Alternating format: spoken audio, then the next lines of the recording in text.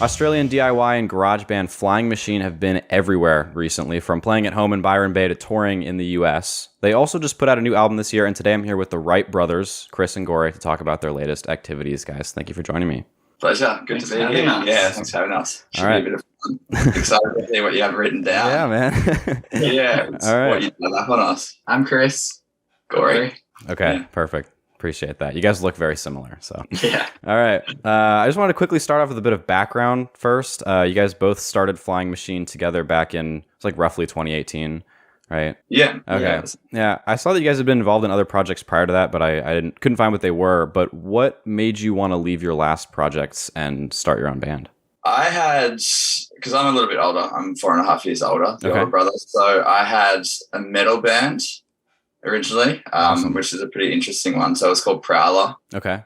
And we did about like 3 years as an instrumental band, and we'd just play live everywhere. Had a couple of EPs out, only like SoundCloud and all that.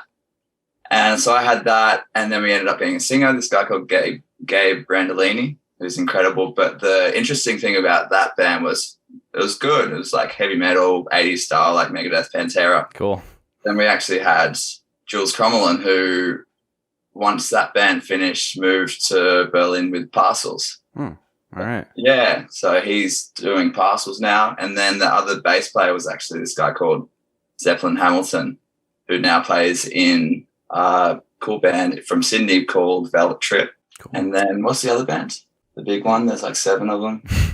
Kimono Drag Queen. Yeah, Kimono Drag Queen. Wow. Yeah. So yeah, everyone kind of like split from that, went on to do other things, and then I had a little bit of a gap in music for probably 3 or 4 years, and then we just kind of like started jamming again with a couple of mates, and the band name was called Cinema Risties, which was a funny one, and it wasn't that serious. It was just a bit of fun. The good thing that band did was brought us back into playing music. Awesome. So that kind of like reintroduced us to actually like, oh, we can just jam and have fun and write songs and whatever. Mm-hmm. And we did that, and then that kind of like sparked the passion to be like, yeah, this is fun, but we actually want to do something serious. Yeah. Yeah. So that was kind of why we ended up leaving that band, was to like, we started up Flying Machine at the same time, but it was to do something that like we're actually proud of musically, and to do something that aligned with the sound that we wanted to be with, like a little bit heavier and faster and just, yeah, some serious songs. Cool. I was reading one of your last times in the US. I think it must have been 2019. It was pre-pandemic. You guys were down to just 2 of you for a bit, I think. So you were limited in what you could play live. Do you have a more solid lineup now? Yeah, we do. So again, this has been the one thing that's been like pretty true to Flying Machine the whole time, is that we kind of juggle bass players. Okay. Yeah, it's been a bit of a juggling act. Not in any bad way. Like all our bass players are our best mates.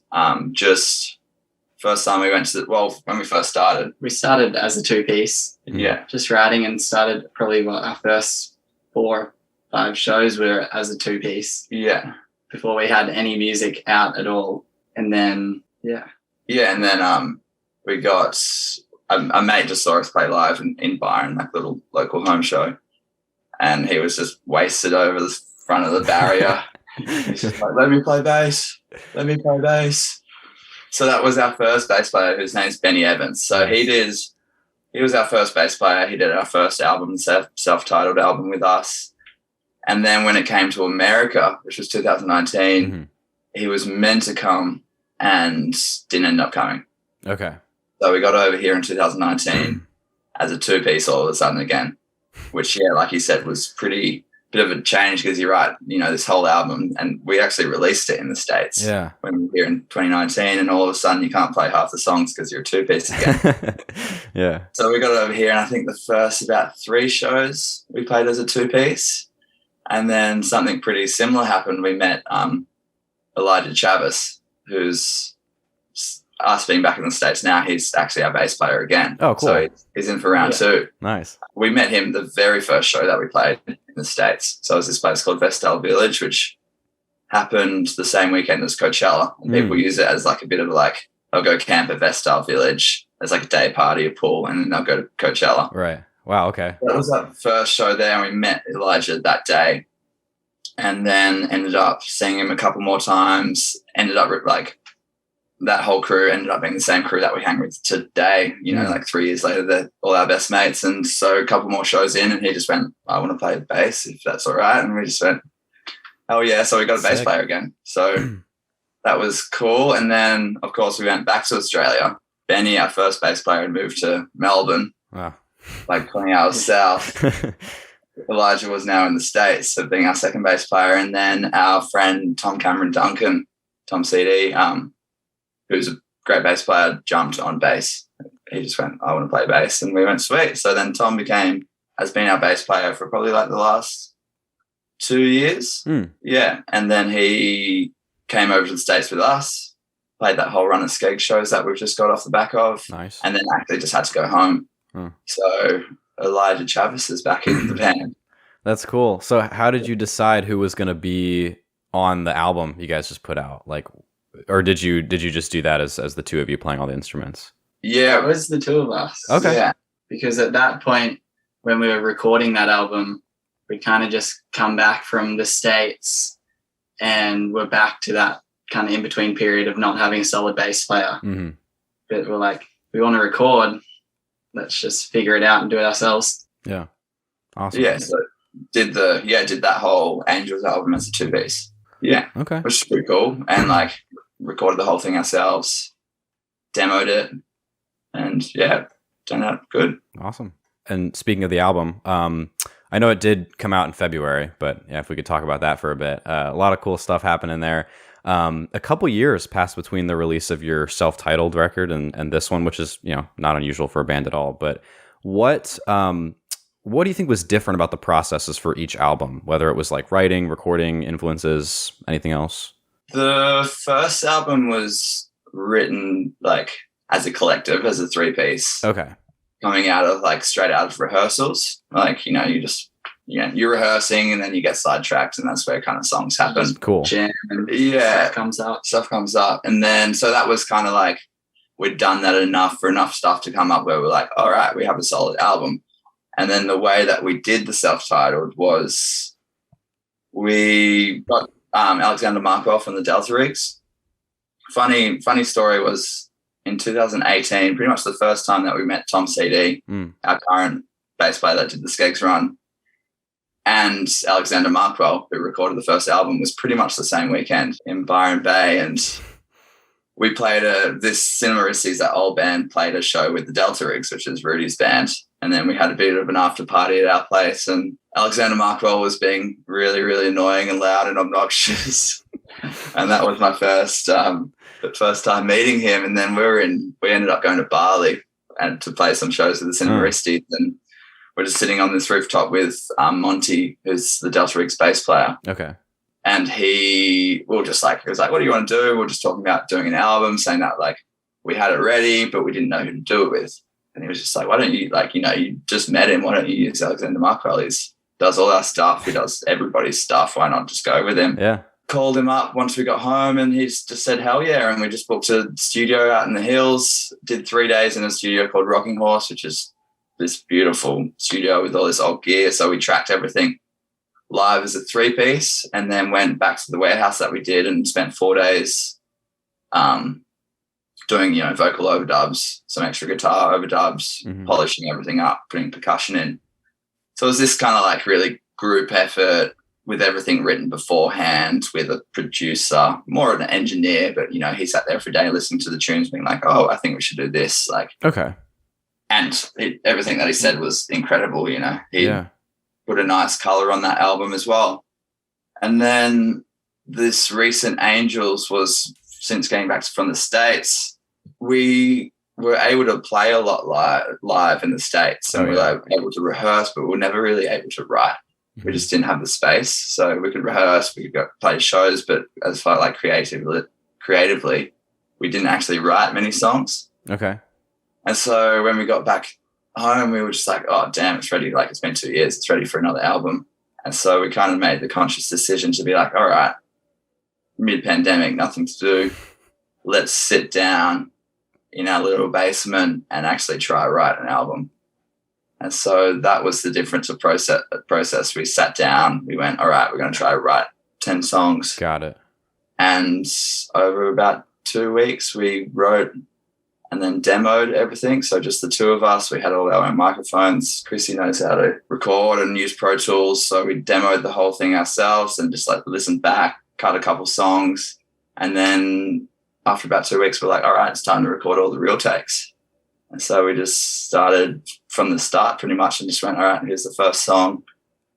Press record and made our way through the whole entire album with all the real takes that we want. So it's like completely self-recorded. And then from there, we sent it to Alexander Markwell again to mix. Cool. Yeah, quite like very different ways of doing it. Oh, yeah, definitely. Yeah, so almost. Yeah, it sounds like you guys were a lot more intentional about, sitting down, writing the songs for this one as opposed to the last one. And there's a quote here from one of those interviews I was reading about the album. You were saying you'd rather be eclectic than limited, so you let the diversity of your songs show in your self-titled album. Did you have a similar goal in mind when you set out to write Angels? Yeah, I think it's not really a goal to be eclectic, but it's writing without limitation and drawing inspiration from multiple artists. Okay. And not cutting something down just because it's a little bit like outside of your realm. So I think it's, just as eclectic as the first one. It's probably came out a little bit less heavy. Okay. More experimental. A lot more experimental. Yeah. We added in a lot more like synthesizers and percussion just because, we had the time and it was the two of us and we were doing it all ourselves, so we could just pick up whatever instruments we wanted.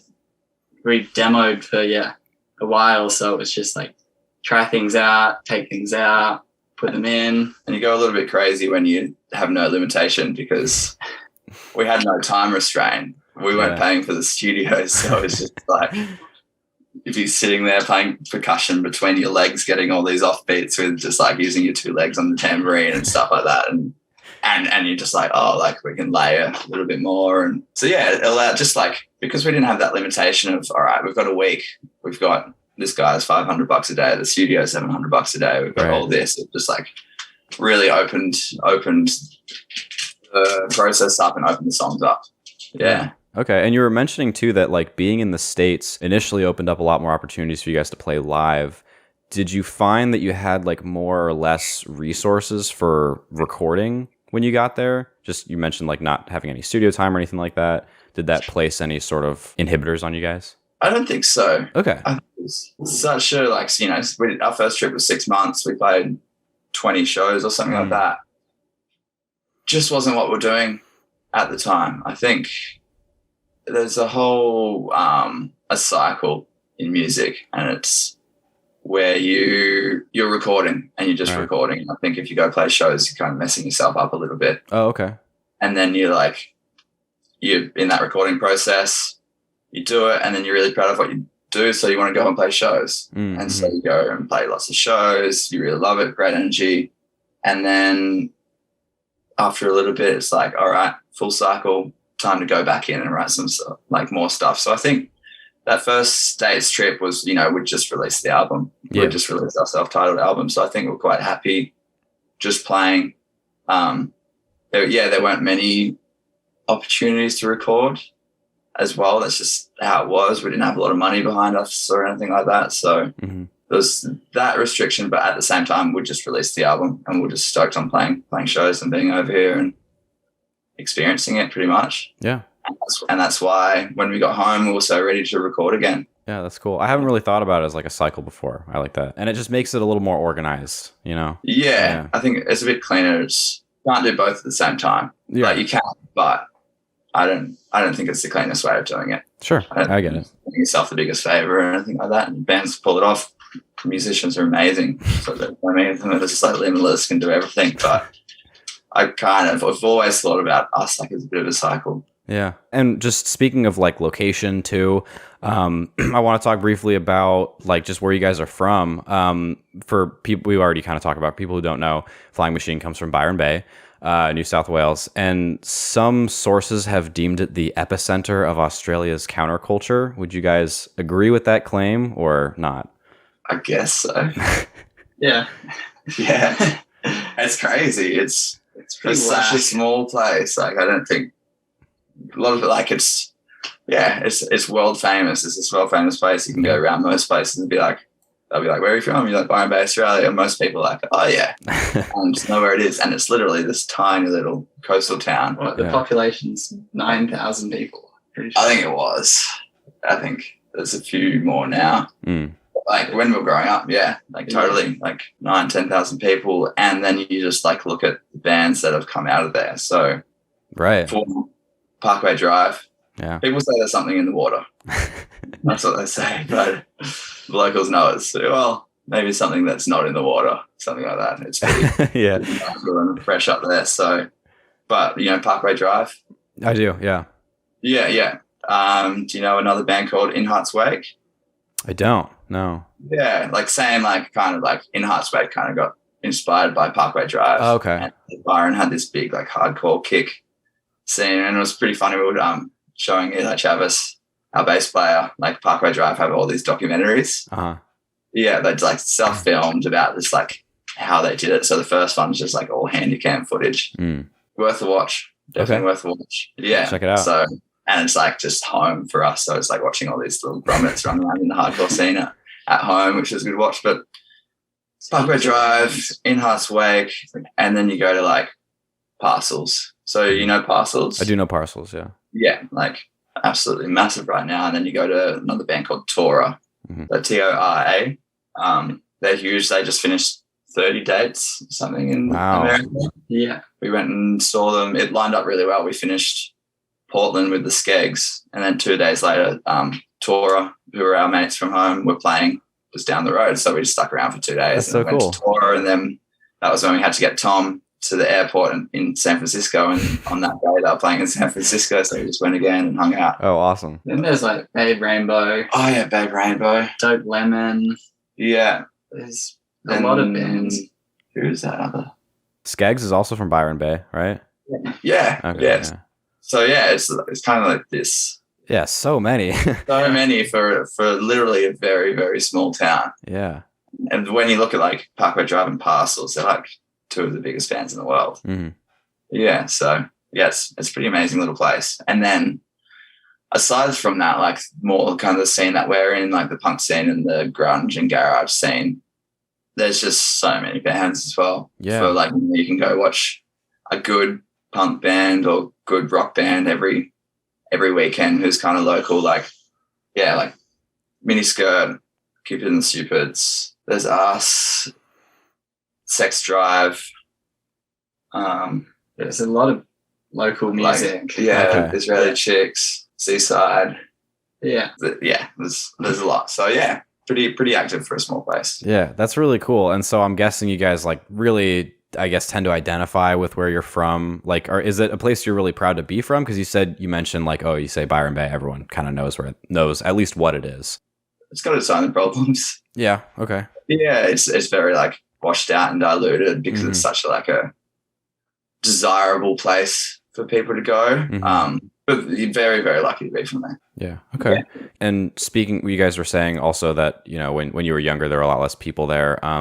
I have read that it's become sort of a tourist magnet. Do you think the area's growth and popularity changes its local reputation at all? It has, but there's a couple of things about it that just remain really true and like unaltering, which are, one, is just like naturally stunning. It's like just the nicest environment, which is really great. And then two, it attracts a lot of young people to it. Okay. You know, from having a lot of young people places, you get a lot of art, a lot of culture, a lot of music. Yeah. So it's still thriving. And it's like it draws in so many young people from all around that you meet all these people who are all being creative. So it is this melting pot. So it's a strength of it, even though in a sense it's a weakness because it's like gotten rid of a lot of like core community. Okay. Yeah. So there's pros and cons to it, but it's a great like creative network. Yeah. Overall, it's really buzzing. It's a good spot. It's like a lot of artists collaborate in the area and help each other out. Yeah, and do you think that, like, so obviously in that sense, setting really does have an effect on, you know, I guess in your guys' case, musical creation, you know, in the case of others, visual art, it could be anything, right? Do you think that regardless of having like a really rich network like that, setting still can have an effect on artistic creation? Yeah. I think, well, like, I go watch local, like other bands locally and take a lot of influence from what they're doing. So even though, yeah, it's like a small area, there's like, I still get a lot of influence out of just like what other bands, and they take it from us and it all feeds around, which is cool. That is cool. And so we were just talking recently about that tour with Skegss. What was that like? Was that a lot of fun? It was so fun. The best time. Yeah. That's so cool. It was a fun time. Those boys are legends. Yeah, they're a cool guy. I saw them in 2019. It's been a long time, but they did a US tour with Les Chiv actually, and so that was a really cool show. I remember that. I went to a show. I went and saw that show in Hollywood. Oh, cool. But Les Chiv didn't play it. Oh, no, that was the tour before. And then Les Chiv played with Lime Cordia. Okay. At the venue. Yeah. So we saw Skegss in at the Roxy in Hollywood. Okay, cool. Yeah, where are you? DC on the East Coast. Right. Yeah. Yeah, long way away. Yeah. Yep. So, but no, it was cool. That was a good time.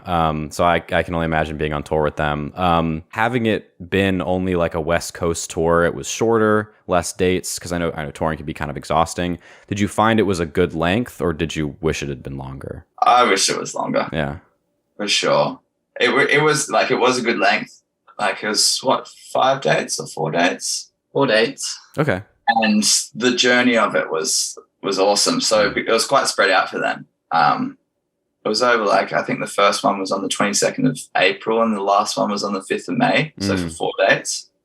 So super spread out. Yeah. But what that meant was, and they had 2 Coachella shows in between, but oh, right. Yeah. we met up with them in Hollywood the day before and then went down to San Diego, kind of first show together in a while. It was sick. It was just great catching up and having a beer or two and getting up to a bit of nonsense. And that show was incredible. San Diego. I don't know what they're up to down there, but they're pretty wild.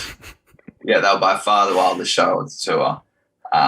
And so that was great. Next day they were playing at Coachella. So we just, we scabbed some tickets off them. Nice. Yeah, we drove out to Coachella, and so we've got this old van, and we're driving around in this van. Went and met him at Coachella, and then it was about a week or something till we had to be in San Francisco. Met up with them in San Francisco again, just so good to hang out. Yeah, and just taking your time. But yeah, taking our time. It was super casual. Green rooms were just next to each other. We're just sharing beers and playing some die, some illegal gambling with dollar bills. It was hell entertaining because you rock up in the venue at 3:00 and you play 6 hours later. Right. Yeah. So whatever passes the time. So we're just playing die and betting and listening to Metallica. Nice. Kind of some interesting things. And then after that, I can't remember what we did after the SF show. Drove to Seattle. Yeah. We had one day and had to get all the way up to Seattle. Oh, okay. And it was funny, Halsey, Mahals is a really good friend of mine, and that's Benny from the Skegss girlfriend. Okay. I'm we grew up together, and she's over here touring. Was over here touring with them and just hanging out. And cool. She forgot to book flights. They were all flying from SF up to Seattle, and she forgot to book flights, and we were obviously driving. So she was like, can I jump in your van? I'm like, yeah, but there's 3 boys, and we're driving for 12 hours. Yeah. Whatever it is. She's like, that's all good. Flights are $700. Right. I'll book you a room halfway, and we're on the road for about an hour. She gets a call from Benny from the Skegss, and their flight's been cancelled because it was too windy. They dropped their tour van off already. They pretty much had to go to the airport, drop the van off, go back to their room, realize that the flights were cancelled, go back to the airport, get a new car, stack all the gear in it, and we all ended up driving up together and staying in a Western Union or whatever they call it halfway. Best Western. Which was hell funny. And then we all hit the road again the next morning and ended up in Seattle that night. And that's, I guess, where we met your brother. I guess so, yeah. Yeah. That's cool. The shows were really good. They're all sold out except for one, which was a venue upgrade. Yeah. And the cool thing, you guys do the all ages shows, which we don't really get at home. Oh, really? I didn't know that. They're pretty rare. Very rare. Yeah. But it fills out the room so much more. And it's a sick vibe because you got grommies and adults and everyone's just loving it. Yeah. Grommies are the best crowd out of everybody. I feel like because they're so deprived of like shows that they can go to. Yeah. You get them to a show and they just go absolutely berserk. Yeah, that's funny. I got to see Amel and the Sniffers pretty recently, and they were like, yeah, that was actually an all ages show, and they were like shocked it was all ages. They were like about to throw beers out into the audience, and like, wait, can we not do that? So Yeah. 16-year-old just chugging. Yeah. Did you see Coffin? I did see Coffin. I was actually, so this is cool. The reason why my brother saw you in Seattle, we're from Portland, and so I was back home visiting. So I saw Amel and the Sniffers and Coffin in Portland, and then in Baltimore when I flew back here. So that was really cool to like see them at different parts of the tour. But yeah, Coffin's awesome. I didn't know about them until I saw them that first time. I'm actually. Sick. Nice. Oh yeah. I just put the sticker on the bottle. Oh, nice. Yeah. Nice. We just played with them so we're set up in Costa Mesa. Yeah. So we just played with them like a week ago. So after they finished up their whole Amel tour, they were flying out of LAX. So we booked like a last show together. So we played their last show in the States. Oh, that's so cool. Yeah. I was going to ask how that worked out. Was it just like. Yeah, we've got a mutual friend pretty much who's like, it's Jacob Humphreys from Miniskirt. Okay.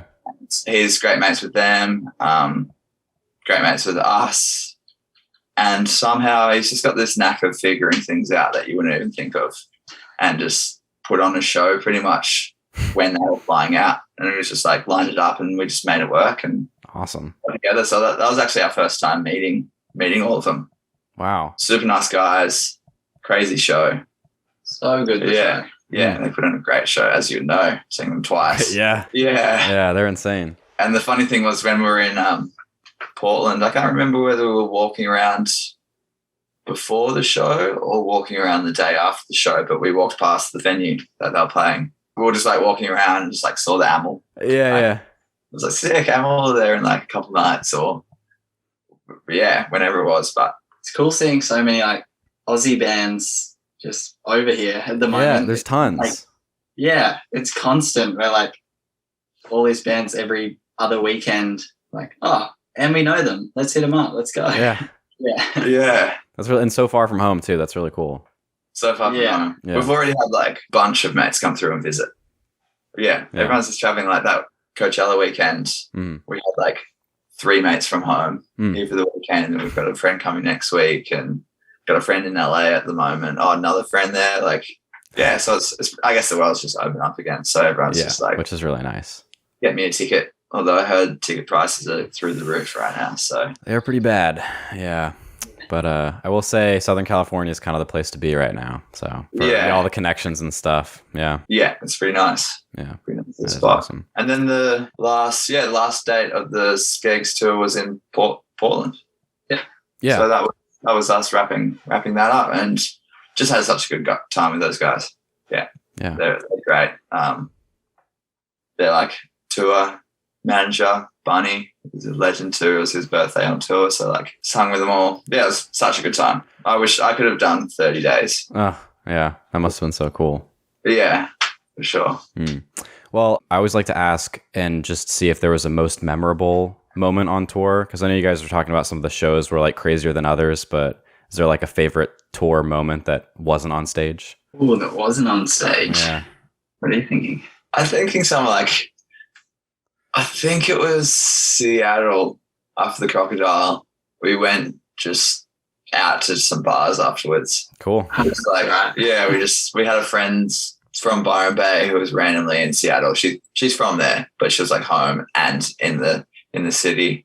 Wow. And so everyone pretty much just got their stuff together after the show, after we packed up, and we just went bar hopping. So we just went to this one little English bar, got some beers, and the beers were warm. Yeah. It was just what they did. They served warm beers. Weird. And everyone just fucking hated it. Yeah. Like, that was the low point of the night.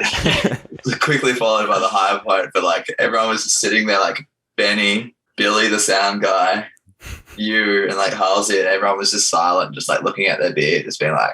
And I bought two straight away because I was like, sick. Finally, we get some beers, buzzing for the show. Then have a sip, and it's just warm. And Benny's like, I fucking hate this. Yeah. And then he just puts it down and walks out. I was like, just put my 2 beers down and walked out. I was like, out of here. Damn. But then we went around the corner and went to this little like arcade. It was like half bar, like bar down one side, so many beers, and then on the other side of the wall it was just like an arcade. Awesome. We all sat there, a couple guys, like people, you played some Pac-Man. Played Pac-Man, played some pinball. Nice. Went and shot some hoops, and we just sat there just like talking for hours, and then went back to the hotel room and just like put on. Benny was just like, so Skeggs had just gone and done like a couple of days recording, and Benny was frothing over it and was just playing some of their like stuff that I just recorded like 3 days ago. Wow. Some new songs, and we were like talking about music. And then he was like, what do you guys have that's unreleased? So we put on like a couple of unreleased songs of ours. We just sat there for like the last hour just like chatting about music pretty much. So that was pretty good. Yeah, that was fun. It was a good night. There's a highlight from every single day that we did. It was just that kind of time. Yeah. That one night sounds so special though. That's really cool. That's cool. Yeah. It repeated itself in a few different ways as well. The other cool thing was why did we get to San Francisco early? Oh, we went to see King Gizzard. Oh, cool. Wow. Yeah. So we raced up to San Francisco about 4 days before then, so we could watch King Gizzard on the 28th, and we didn't play till the 1st. And so we got there, and we were staying in our van, camping around on the streets pretty much. And we found this place like right in the harbour. Just like there's like that Pier 36 or whatever, that really famous pier with all the elephants. Oh yeah. So it was like just down there from there, really quiet, and everyone would swim there every morning.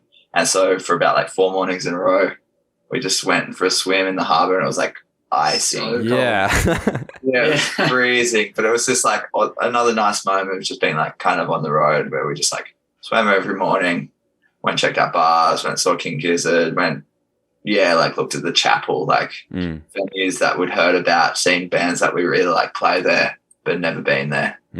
Chapel, Zeitgeist. Yeah, and then seeing the Great American Music Hall after that. Yeah. Pretty special. Like America's got crazy venues. Yeah. And there's so many, like any like city, there's like just tons. So you can play in any one of 10 of these like theaters. So still probably to this day, Great American Music Hall is one of the nicest theaters that I've seen. Touring in the van was pretty solid though. Like the 3 boys in the van, our gear as well, all our stuff, sleeping in one queen bed, playing shows, getting to bed at 3 a.m, waking up at 9 to drive to the next city. That was tough, but so fun. That sounds really fun. Because, you always hear, the longer tours are they're fun, but they get really exhausting, doing that, over and over for weeks. But, yeah, I can kind of see with a shorter tour like that, having some more time to relax, Shorter and more spaced out. It was cool. Yeah, definitely. You guys have really good, relationships, it seems like, with a lot of your counterparts. And so do you think it's, really important to, I guess, stay in touch with other bands that you come across along the way? Yeah, we definitely do have a great relationship with a lot of bands in Australia. You're in this community, together. It's an interest. You're in a band because you have this interest. So all of a sudden you get put on a bill, you rock up, and there's these other guys that, go out of their way, spend all their time writing songs, pay money to rehearse, pay money to drive to the show, put themselves out on the streets and late nights just to play music. Yeah. And so you end up next to these people. And so you find yourself in this really cool community. And when you surround yourself with guys and girls like this, everyone's kind of like-minded. So yeah, it's kind of easy company, which is really cool. And then over here, that's kind of been one of the main ways that we actually get shows. Is we'll play a show with a band from over here, from LA or Orange County, and just, you have a good time with them. And then all of a sudden they're nice enough to ask you to play another show.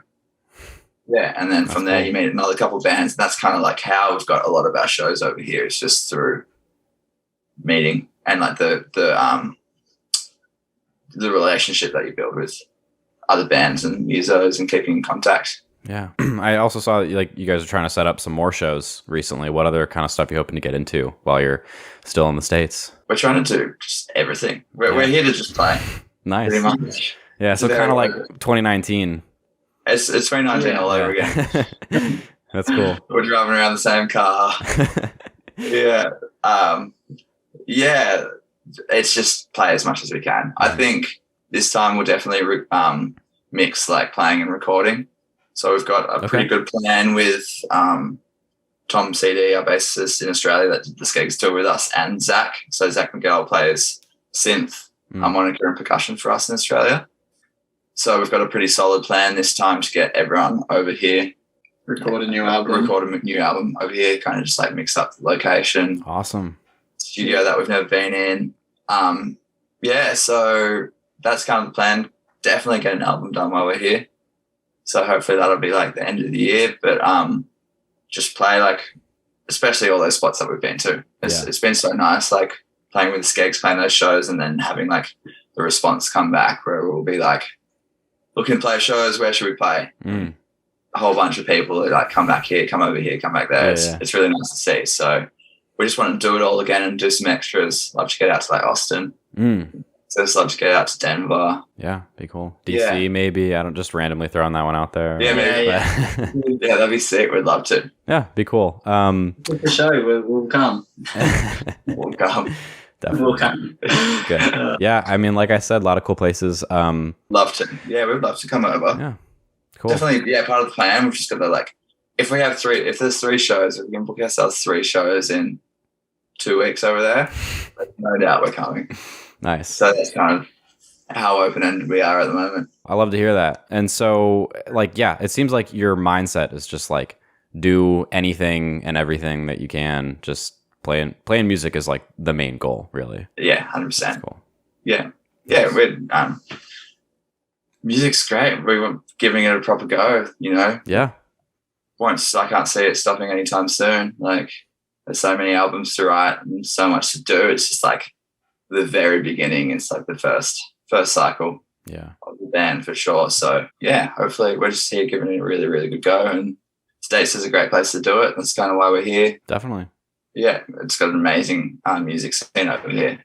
And actually, something that I was wondering about is, I don't know, how much exposure you guys have like long term, but do you think it's easier or harder in the States to like put yourselves out there as opposed to like back in Australia? Is there a difference that you can see? It seems to be pretty like similar level. Like you got to go through the same thing. It's just like once you go through it, is that the audience, that's like the potential of the audience out here is just so much grander. Okay. So more people, there's more venues. Yeah, more bands, more fans. There's just a real bit of a glass ceiling on Australia, like a bit of just a cap on how big you can go. We've got 24 million people. Mm-hmm. I think you guys are like 300 million or something like that. So it's like a land of opportunity for music. Cool. Like I said, we're in Orange County at the moment, and around here there's so many venues. Okay. So many bands playing. Awesome. Like we went to try get like a lockout studio the other day, like a studio that's like just yours, and there's this new facility, 66 lockout rooms. And I was like, 66, like it's unheard of for me. Like, why would you need 66 rooms? So we went to the open day. We got there like 3 hours later than the open out, and probably about 50 of the 66 rooms were already rented to bands. Wow. I was like, how many bands are there out here? And then started talking to the guy, and he said they've got 6 of those facilities. They've got oh my gosh, close to 300 rooms, lockout rooms for bands, and they're all rented. Wow. Yeah, and that's just one company doing it. So a lot of bands, which is cool to see. Yeah, definitely. And like we said, that's how you kind of, for us over here at the moment, that's where a lot of our shows come from. Other bands. So, yeah. I was going to say something too about like right before that Skeggs show, were you guys back in Australia with Les Shiv? I'm getting my dates a little mixed up. Yeah. Well, yeah, that was it. That was our last show in Australia. Okay. Okay. Yeah. I was like, that's like right before the Skegss tour. So we played with Lashiv on the 10th of April. oh, okay. Yeah. No, it was like we got here on the 18th. Oh, okay. Yeah, so that was funny as well. We got here with no guitars, no drum gear, no amps, which is and we had 4 days till the show. Wow. So that's a journey of itself, but it's also like the musician's dream to just go buy new guitars. Yeah. So it was a pretty good thing to go through. But I wish I actually thought about what I was wearing because I got my Lashiv tee in the car. Yeah, we could be matching. Bummed. Yeah. And those boys were just they're in LA right now. Yeah, they just got back, I think. Yeah. Oh yeah, they're touring with Ocean Alley. Ocean Alley. Yeah. So they I don't even think I told you about this. But Benny, our friend Benny over here that works for like Thrills, the clothing company that help us with a lot of music and put a lot of shows on. The night of the Coffin show in Orange County, that night, he was like, I'm having dinner with the boys tomorrow, like come to LA. Sure. Yeah. And then it was a bit of a late night and I think, so I didn't tell you that. Yeah. Blowing it. Oh, sorry. I couldn't make it to LA that next day, even though I wanted. We'll see them. That'll be cool. They'll be playing LA, won't they? We played definitely. with them, with their first band, the Ruminators. Yeah, we used to play with the Ruminators. That's awesome. That's it. Have you listened to the Ruminators? I have. I have a couple of their records. Good sounds. Yeah. How fun is It's kind of similar to Skegss. Yeah. It is a little bit, yeah. Yeah. Their first album's called I Hate the Ruminators. Yeah. And the second album's called I used to hate the Ruminators, now I kind of like them. Yeah. Something like that. So fun. And that's exactly how they are as people too. I like how their personalities, especially in the Ruminators, just show through really clearly in their music. It does with Lashiv too. Yeah. Yeah. Pencil on stage is so funny. He's great. Just like that banter between them, it exists in every aspect that you see them, whether it's just hanging out at a bar or backstage or on the stage. Yeah. There's always that same dynamic that's so obvious between them. That'll be sick. Yeah, I haven't checked the tour dates out yet, but I'm sure they'll definitely be playing. Yeah. No doubt. Sure. Yeah. Yeah. They will be. So 1 or 2 shows at least. I do have one last question and then we can close it out. Cool. Sick. All right. So it's kind of more broad. We talked briefly about kind of what you're hoping to do in the very near future. What are you most looking forward to, do you think? At this point, I'm looking forward to doing a new album. Okay. Yeah. Again, we've got new album, new music. New music's always a goal, I think. For sure. Like going back to that relationship between recording and playing live. Playing live's you get all the excitement and you get a little bit of that fulfillment, but it's this joy that just comes off playing live. But the real goal and the real joy comes from writing the music. Yeah. I feel like that's the most fulfilling part. Mm-hmm. Plus, playing live is semi-debaucherous, late nights and a bit of drinking and stuff like that. You're not being the healthiest. Right. When you get back to writing and you're being creative. You're being responsible. Yeah. Responsible and you got to make sure that you feel good every day and that your voice is in good condition and that you're clear-minded and and then you get to actually write songs. Yeah. Which, that's definitely it. And we've got a new single coming out hopefully in about 2 or 3 weeks. Oh, awesome.